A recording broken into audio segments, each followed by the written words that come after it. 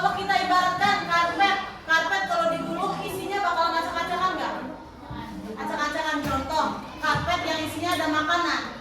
Kalau kita gulung karpetnya, makanannya acak-acakan nggak? Makanannya acak-acakan, gelasnya pecah, piringnya juga pecah. Terus yang di dalam akan hancur yang ada di dalam karpet. Nah, sama halnya di muka bumi ini juga. Muka bumi ini kalau kita gulung, kalau digulung itu akan hancur. Nah, juga teman-teman, orang yang berakhir atau orang yang akan mengalami hari kiamat itu adalah seburuk-buruknya orang. Kalian pengen hidup sampai hari kiamat gak? Pengen hidup sampai hari kiamat gak? Jangan ya, jangan.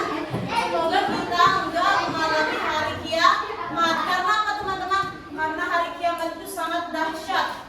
Bayangin aja, bumi digulung, gunungnya pada meletus, kemudian laut-laut pada tsunami semua bergoncang gitu. Tahu gak ada ayat yang menjelaskan tentang hari kiamat? Ayat surah apa? Surah Al-Qari'ah. Al-Qari'ah itu surah apa? Al-Qari'ah itu surah apa? Siapa yang tahu Al-Qari'ah itu surah apa, teman-teman? Yang tahu dikasih hadiah. Yang tahu dikasih hadiah. Ada yang harus gak?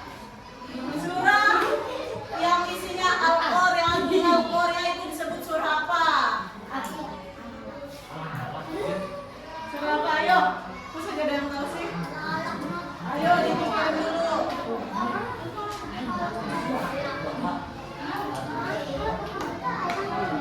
Siapa yang tahu?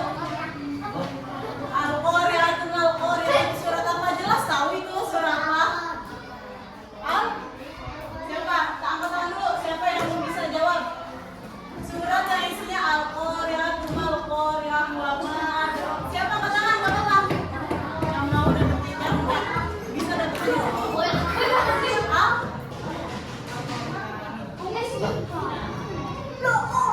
Yang isinya Al-Qari'ah itu disebut surah Al-Qari'ah. Bener gak? Coba bareng-bareng baca surah Al-Qari'ah. Baca bareng ya.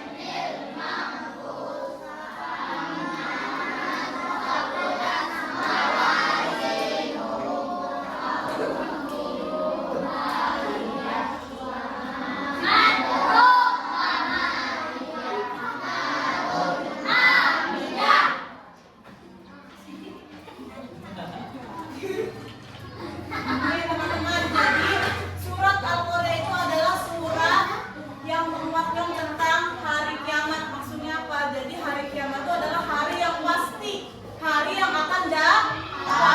Kita sebagai umat muslim, sebagai umat Islam harus mempersiapkan diri. Mempersiapkan dengan apa? Dengan banyak beramal, banyak beribadah, kemudian banyak melakukan kebaikan. Untuk apa?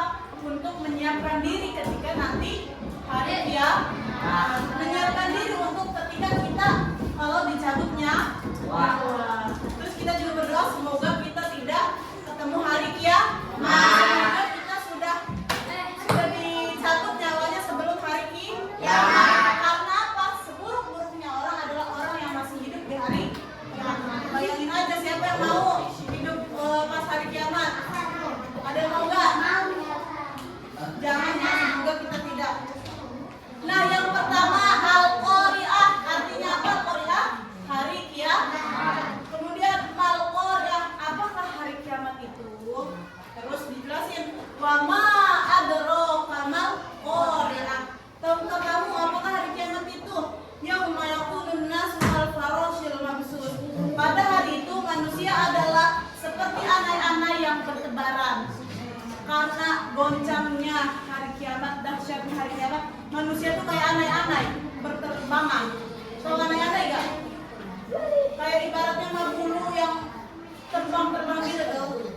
Nah itu sama halnya seperti manusia itu seperti bulu yang berterbangan gitu. Nauzubillah ya.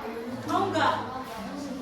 Terus wa taqulul jibalu kal-ghayril mahfuz, dan gunung-gunung adalah seperti bulu yang dihambur-hamburkan. Gunung, kalian tahu gunung nggak? Gunung itu besar atau kecil? Besar. Gunung aja diibaratkan bulu yang padahal sebesar itu kan, karena saking dahsyatnya hari kiamat, gunung saja diibaratkan seperti bulu. Mau nggak ketemu hari kiamat? Makanya jangan ngobrol. Kalau orang ngobrol itu berarti tidak mentaati gurunya. Kalau tidak mentaati gurunya, nanti Allah murka. Karena ridho walidain fi ridho syekh. Tahu nggak artinya apa? Ridho Allah fi ridho syekh. Ridhonya Allah itu adalah ridhonya guru. Kalau gurunya ridho, Allah bakal ridho. Kalau Allah ridho, kita masuk ke surga. Siapa yang pengen masuk surga? Yang nggak angkat tangan kayaknya pengen masuk neraka. Yang nggak angkat tangan pengen masuk neraka. Semuanya pengen kan masuk surga? Berarti kalian harus mencari ridho. Ridho siapa? Kalau di sekolah mencari ridho guru. Kalau di rumah mencari ridho orang tua. Karena kuncinya satu teman-teman, surga itu ada di mana? Telapak kaki.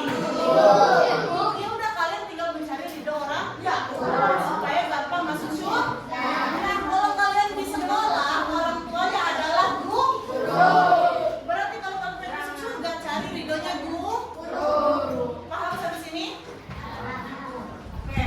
Berarti tadi kita ulangi, hari kiamat itu hari apa teman-teman? Hari akhir yang nyata. Kemudian bumi ini akan digulung, dihancurkan. Yang kemudian setelah dunia ini sudah hancur, akan berlanjut kehidupan selanjutnya, yaitu kehidupan akhirat. Terus dilanjut ke bagian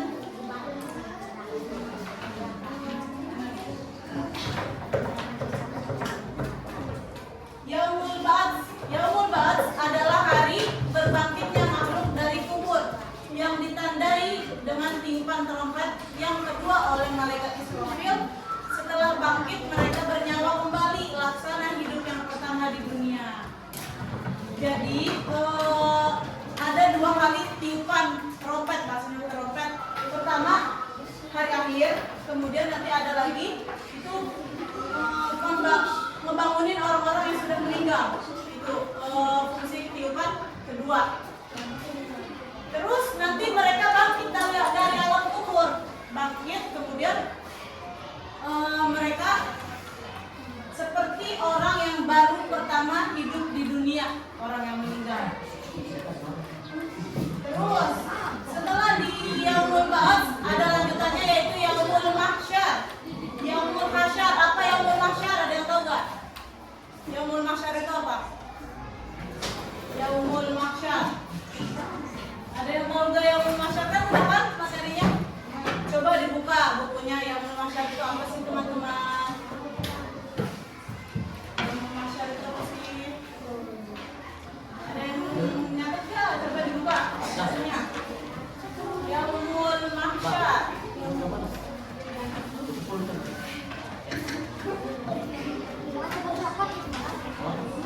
Nyatet nggak Yaumul Mahsyar?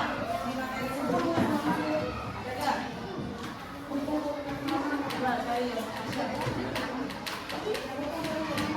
Berkumpulnya nih, jadi Yaumul Mahsyar itu berkumpulnya semua makhluk. Jadi dunia sudah habis, sudah kosong, lalu semua makhluk hidup yang ada di bumi itu dikumpulkan di padang mahsyar rasanya. Gitu teman-teman. Nah, di hari akhir juga kita itu akan hidup sendiri. Maksudnya gimana? Kita tuh nggak nyari mana ya ibu saya, mana ya bapak saya, mana ya teman saya, mana ya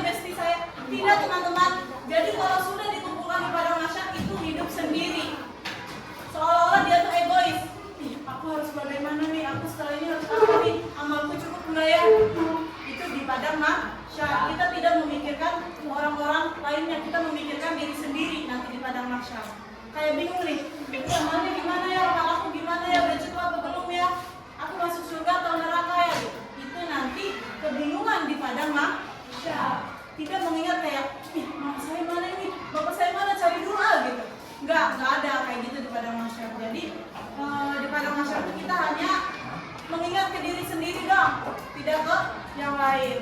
Maka dari itu, supaya kita tidak bingung di padang mahsyar, supaya kita dapat petunjuk nanti di padang mahsyar, kita siapkan bekal akhirat kita selama di dunia.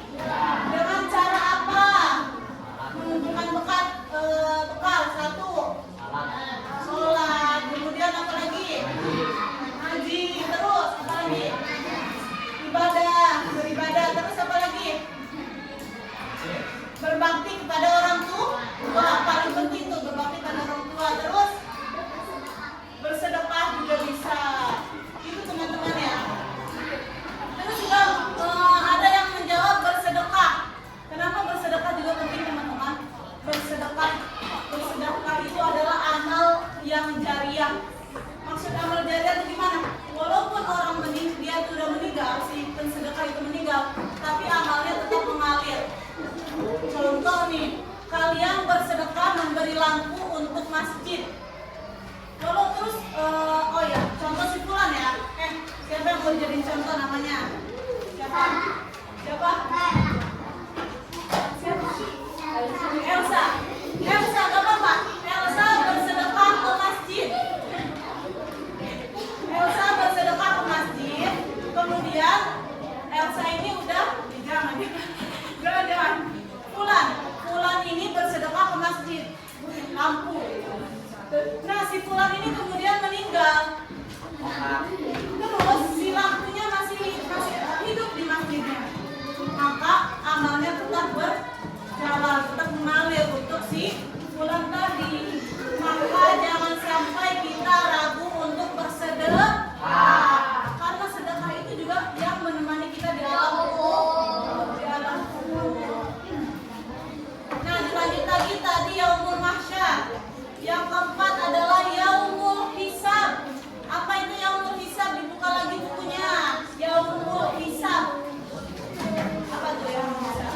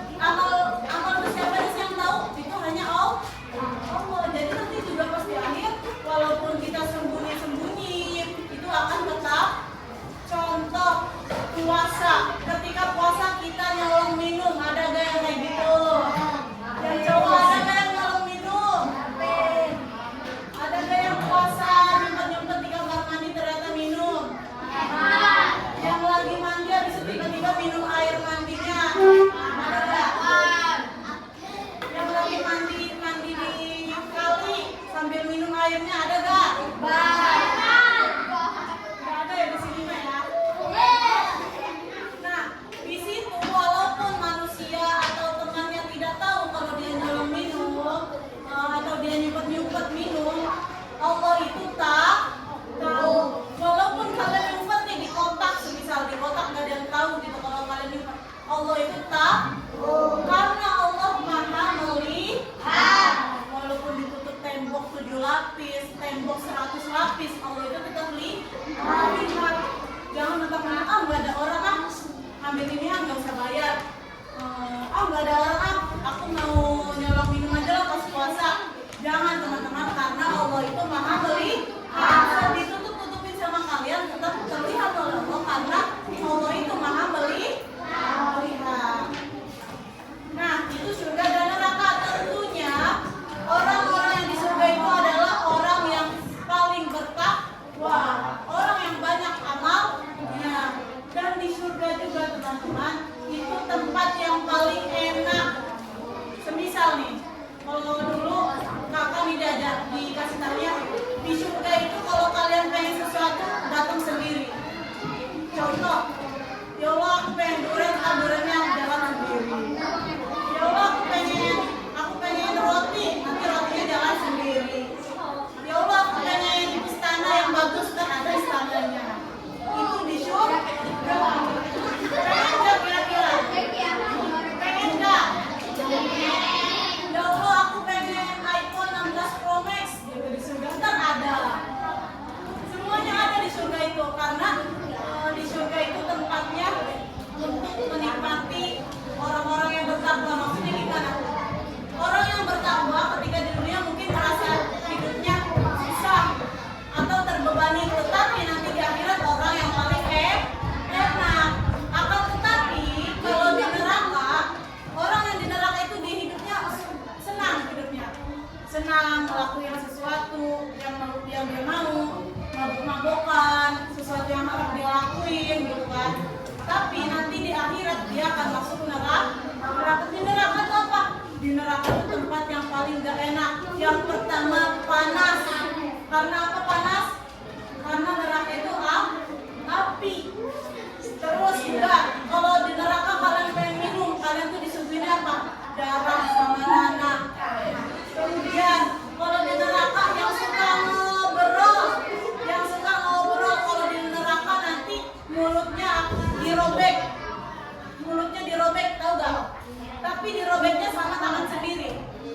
Jadi di neraka seperti ini teman-teman. Karena nih di dunia sering ngomongin orang, sering ngobrol, sering melawan orang tua, sering ngomong kotor, ada gak? Sering ngomong kotor. Nanti di akhirat kalian tuh motong mulut kalian sendiri, tapi pakai tangan kalian sendiri. Semisal nih, udah dipotong mulutnya, terus nanti tumbuh lagi mulutnya, nanti dipotong lagi, tumbuh lagi, dipotong lagi, sampai seterusnya, sampai dosa dia habis. Itu di neraka. Kalian mau nggak? Ada yang mau nggak? Nah, jangan sampai ya, semoga kita semua masuk surga. Amin. Nah, dilanjut lagi nih, keberadaan neraka. Yang tulis sampai apa sih? Sampai apa? Pengertian apa? Sampai di neraka bagian manusia.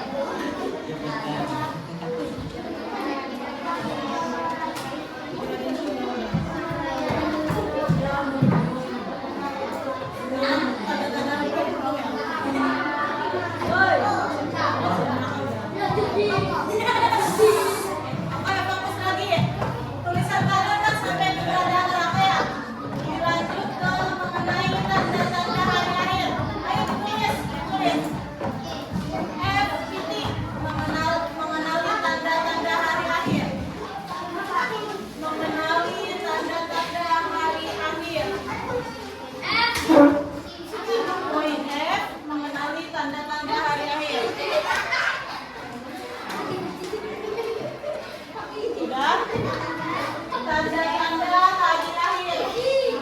Mengenali tanda-tanda hari akhir.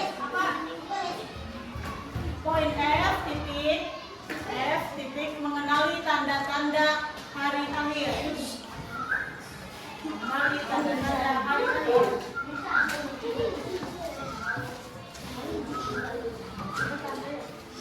Udah mengenali tanda-tanda hari akhir?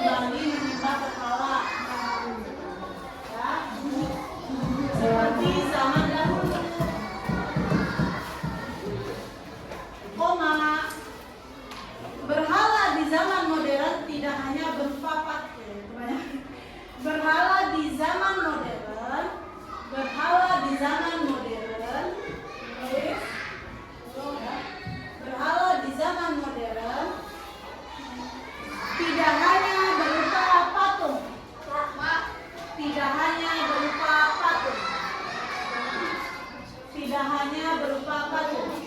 Ulangi ya. Berhala di zaman modern tidak hanya berupa patung,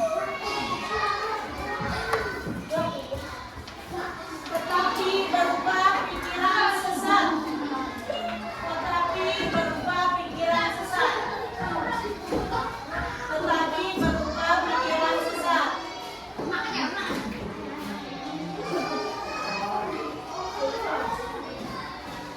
Sudah? Seperti komunisme, seperti komunisme, seperti komunisme dan kapitalisme, dan kapitalisme, dan kapitalisme. Ya. Nah, kita bahas lagi.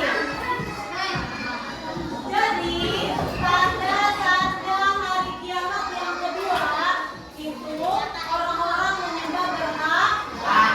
Nah, berhala di zaman modern itu bukan berupa patung, teman-teman. Contoh pikiran yang sesat. Kalian sering nggak lewat di handphone kalian orang-orang yang sesat? Ada nggak lewat di handphone kalian? Contoh, kalian tahu film Walid nggak? Walid? Tahu yang jenggotan tuh? Nah, itu kan sesat, sesat kan? Itu adalah contoh tanda-tanda kiamat. Nah, karena apa? Pikiran mereka itu sesat. Nah, ternyata pikiran sesat itu masuk ke tanda-tanda kiamat yang kedua yang kalian tulis. Apa tadi? Tidak hanya berupa patung, tapi pikiran sesat. Gitu ya. Tapi kalau di zaman sekarang jarang ya kayak yang bikin patung buat disembah, kan nggak ada ya. Tapi di zaman sekarang itu lebih condong ke sesat, kesesatan, perilaku yang menyimpang. Gitu. Itu di zaman sekarang. Kemudian yang ketiga, tanda-tanda kiamat yang ketiga. Tulis. Tiga, manusia melupakan Allah. Manusia melupakan Allah. Manusia melupakan Allah. Melupakan Allah, udah semua? Karena sibuk dengan urusan dunia. Karena sibuk dengan urusan dunia. Sibuk dengan urusan dunia. Oke, kita bahas lagi teman-teman. Jadi